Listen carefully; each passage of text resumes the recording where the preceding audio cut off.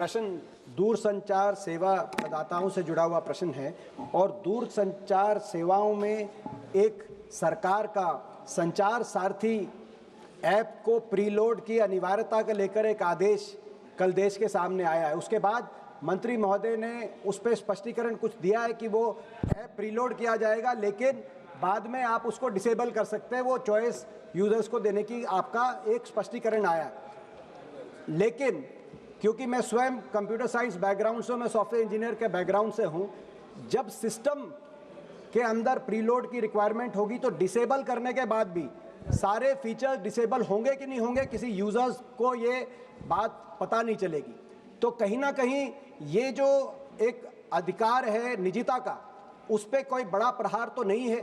कहीं ये जो स्नूपिंग के प्रश्न उठ रहे हैं पूरे देश में, इसको लेकर सिविल राइट्स एक्टिविस्ट से, कंप्यूटर साइंस एक्सपर्ट से, उनको लेकर मंत्री महोदय क्या कुछ कहना चाहेंगे? मैं दीपेन जी को उनके प्रश्न के लिए मैं धन्यवाद अर्पित करना चाहता हूं कि उनके प्रश्न के द्वारा सदन के पटल पर और देश की जनता के समक्ष में सारे तथ्य रखना चाहता हूं। सर, दूरसंचार का क्षेत्र एक बहुत बड़ा माध्यम है लोगों को विश्व के साथ जोड़ने का, और आज देश के अंदर हमारे 1 बिलियन यूजर्स हो चुके हैं सर। लेकिन जहां सकारात्मक उपयोग भी किया जाता है, ऐसे कई तत्व हैं जो इसका नकारात्मक उपयोग भी करते हैं, और सरकार का दायित्व होता है कि देश की जनता और हर नागरिक को उस नकारात्मक प्रयोगों से हम लोग और तत्वों के से हम लोग जोड़ पाएं और सुरक्षित रख पाएं। इसी सोच के साथ संचार साथी पोर्टल की हमने शुरुआत की थी सर 2023 में, और संचार साथी ऐप का प्रयोग हमने 2025 में हम लोग ने शुरुआत किया। अब संचार साथी क्या है? संचार साथी एक ऐसा ऐप है जिसके आधार पर, जन भागीदारी के आधार पर, आज देश की एक एक जनता और नागरिक अपने आप को सुरक्षित रख सकता है फ्रॉड से, स्टोलन मोबाइल से, अपने स्टोलन मोबाइल को रिकॉर्ड कर सकता है, रिपोर्ट कर सकता है। और 20 करोड़ हिट सर हमारे पोर्टल पे हुए हैं, करीब 1.5 करोड़ ऐप डाउनलोड हुए, और इसी के आधार पर जन भागीदारी, इसकी सफलता, सॉफ्टवेयर तो हमने बनाई है सरकार ने, पर इसकी सफलता का श्रेय अगर किसी को जाता है तो जनता को जाता है सर, क्योंकि उनके उपयोग के आधार पर ही हम लोग सफल हो पाए।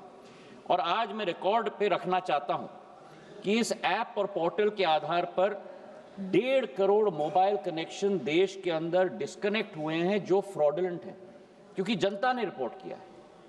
करीब 26 लाख स्टोलन हैंडसेट हम लोग ने ट्रेस किए, 7 लाख स्टोलन हैंडसेट जो उपभोक्ता है उसे हमने वापस भी कर दिया है, और 41 लाख मोबाइल कनेक्शन डिस्कनेक्ट हुए हैं, 6 लाख फ्रॉड हम लोग ने ब्लॉक किए। इसी के आधार पर हम लोग ने ये कोशिश की कि हम लोग हर एक नागरिक को वो चॉइस दें, क्योंकि ऐप फोन पे है, इसका मतलब नहीं है कि वो ऑटोमेटिकली ऑपरेट हो जाएगा। जब तक मैं उपभोक्ता के रूप में उसमें रजिस्टर ना करूं, तब तक वो ऑपरेट नहीं होगा।